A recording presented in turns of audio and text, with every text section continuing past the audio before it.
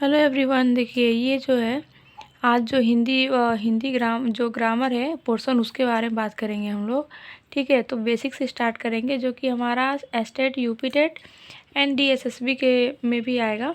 ठीक है, तो देखिए बेसिक से अगर स्टार्ट करें तो पहले हम कहाँ से स्टार्ट करेंगे, तो जो हिंदी भाषा का विकास हुआ है वो कहाँ से और कैसे हुआ है और उसका जो संवैधानिक विकास है वो कैसे हुआ है इसके बारे में बात करते हैं। ठीक है, हिंदी जो है हिंदी शब्द जो है मूलतः किस शब्द से लिया गया है, तो वो जो है फारसी शब्द है।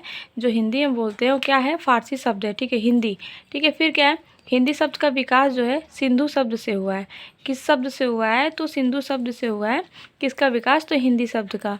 और हिंदी भाषा के जो विकास का कार्यक्रम है वो कैसे कैसे हुआ है ये देखिए। ठीक है, हिंदी जो है पहले क्या है, संस्कृत थी। ठीक है, संस्कृत से क्या हुआ, पाली, फिर प्राकृत, फिर अपभ्रंश और फिर अवहट एंड लास्ट में फिर हिंदी। ये इसका क्रम है। ठीक है, हिंदी भाषा जो है, हिंदी भाषा की आदि जननी किसको कहा जाता है, तो संस्कृत। मतलब जो हिंदी है उसकी उत्पत्ति कैसे हुई है, तो संस्कृत से हुई है। आप चाहो तो फर्स्ट में ये बोल सकते हैं। ठीक है, जबकि क्या है, हिंदी भाषा का विकास अपभ्रंश से माना जाता है। ठीक, और अगर आदि जननी की बात करेगा तो वो संस्कृत को मान्यता दी जाएगी। ठीक, और अगर विकास की बात करेगा तो अपभ्रंश से माना जाता है। भारतीय जो है आर्य भाषा का इतिहास जो है वो 3 कालों में विभक्त किया गया है। ठीक है, जो आर्य भाषा है उसका इतिहास जो है कितने खंडों में बांटा गया है, तो वो 3 कालों में बांटा गया है, जिसका चार्ट इधर है। ठीक है, देखिए 3 खंड में बांटा गया है। ठीक, कौन कौन सा, प्राचीन भारतीय आर्य भाषा है पहला, दूसरा फिर मध्यकालीन है और तीसरा आधुनिक भारतीय आर्य भाषा। ठीक है, इसका सन देख लेते हैं। तो 500 ईसा पूर्व से 1500 ईसा पूर्व से जो है प्राचीन की बात करें तो 1500 ईसा पूर्व से 500 ईसा पूर्व। ठीक है, और मध्यकालीन की बात करें तो 1500 से 1000 और फिर इधर क्या है, आधुनिक की बात करें तो 1000 से अब तक। मतलब कि जो अभी में हम जो बोल रहे हैं हिंदी, उसको कौन सी हिंदी में बोल रहे हैं हम, तो आधुनिक भारतीय आर्य भाषा जो है उसको हम बोल रहे हैं, जो कि अभी तक है। ठीक है, प्रेजेंट की बात।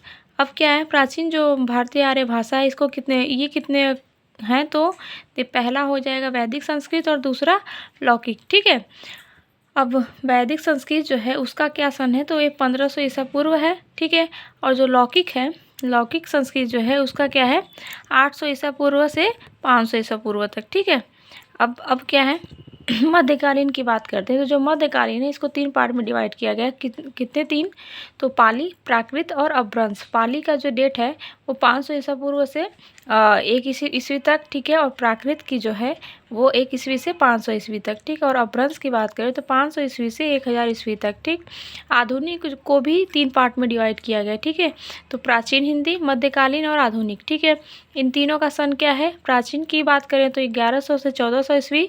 ठीक, और मध्यकालीन की बात करें तो 1400 ईस्वी से 1850 ईस्वी तक। और फिर आधुनिक की अगर बात करें तो आधुनिक का जो डेट है वो 1850 ईस्वी से अब तक जो चल रहा है। ठीक है, ये हो गया।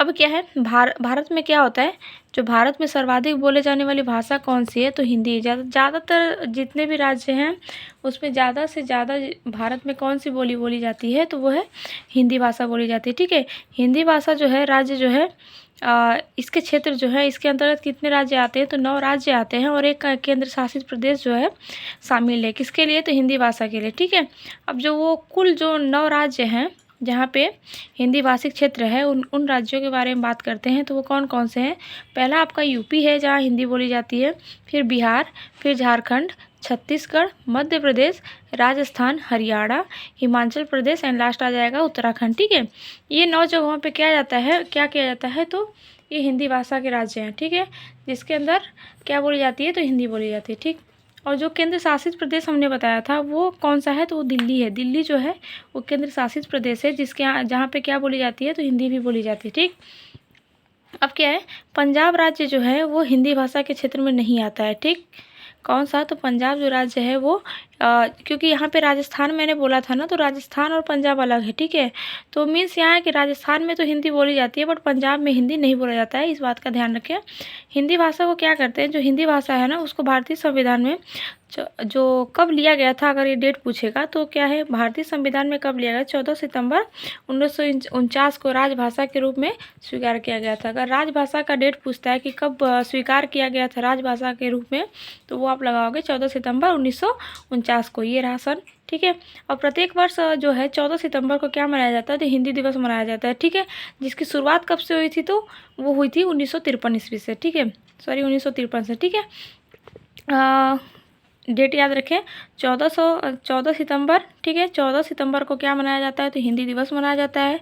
और ये कब से शुरुआत हुआ था, इसको जो कब से शुरुआत हुआ था, मतलब ये सेलिब्रेट कब से करते हैं, तो 1953 से इस दिवस को मनाया जाता है, ठीक। और प्रत्येक वर्ष, ठीक है, अगर विश्व दिवस की बात करें तो वो अलग डेट है, और हिंदी दिवस विश्व हिंदी दिवस की बात करें तो वो अलग डेट है, और सिर्फ हिंदी दिवस की बात करें तो वो अलग है। तो जो हिंदी दिवस की बात करेगा तो 14 सितंबर होगा, और विश्व हिंदी दिवस की बात करेगा तो वो 10 जनवरी को मनाया जाता है, ठीक है।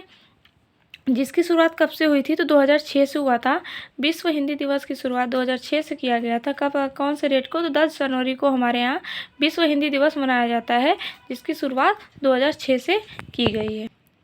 तो अब हम बात करेंगे जो संविधान में 8वीं अनुसूची है उसके अंदर क्या है। तो ठीक है, देखिए मूल संविधान की जो 8वीं अनुसूची है उसमें कितनी भाषाओं का सम्मिलित किया गया था, तो वो 14 भाषाएं थी, ठीक है। लेकिन भिन्न भिन्न वर्षों में अलग अलग संविधान संशोधन के माध्यम से 8 और भाषाएं जोड़ी गई थी, ठीक है। पहले कितनी भाषाएं थी, तो 14 थी, लेकिन बाद में कितनी जोड़ी गई, तो आपकी 8 भाषाएं जोड़ी गई। अभी प्रेजेंट की बात करें तो 22 भाषाएं हैं, ठीक है, जिनकी मान्यता प्राप्त है, ठीक है। मूल संविधान में मान्यता प्राप्त भाषाएं कितनी थी, तो मैंने बता दिया 14 थी पहले, लेकिन फिर बाद में अलग जोड़ा गया, मतलब 21वीं संविधान संशोधन में, ठीक है, किसको जोड़ा गया, तो सिंधी को जोड़ा गया, ठीक है। फिर 71वें संविधान संशोधन 1992 द्वारा कौन से मतलब जोड़ा गया, 3 भाषाएं फिर जोड़ी गई, ठीक है। 3 भाषाएं कौन कौन सी है, तो वो है कोंकणी, मणिपुरी, नेपाली, ठीक है। इसको याद करने के लिए, मतलब 71वें संविधान संशोधन की बात करें तो इसको याद करने के लिए ये ट्रिक है, कॉमन में क्या होगा, क से क्या होगा, कोंकणी, ठीक है, म से मणिपुरी हो जाएगा, और न से नेपाली हो जाएगा, ये हो जाएगा आपका ट्रिक, ठीक है। अब क्या है 92, अब क्या है 92 जो संविधान संशोधन था, जो कि कब हुआ था, तो जो 2003 द्वारा हुआ था, ठीक है, 2003 में हुआ था। जिसमें कितनी भाषाओं को जोड़ा गया, 4, ठीक है। हमने पहले कितनी भाषाएं थी, तो टोटल जो थी, जो पहले मान्यता दी गई थी वो 14 भाषाओं को दी गई थी, पर बाद में कितने को जोड़ा गया, तो 8 भाषाओं को, ठीक है। अब 2 को तो हमने बता दिया, आप जो बचे 4 हैं उनके बारे में देखिए क्या है, बोंडो, डोगरी, मैथिली और संथाली, ये 4 भाषाएं हैं, ठीक है। इन 4 भाषाओं को 2003 में कौन से संविधान संशोधन में, तो 92 में क्या किया गया था, जोड़ा गया था, ठीक है। तो टोटल कितनी हो गई, ये 8 के बारे में मैंने बता दिया। पहली कौन सी थी, सिंधी, ठीक।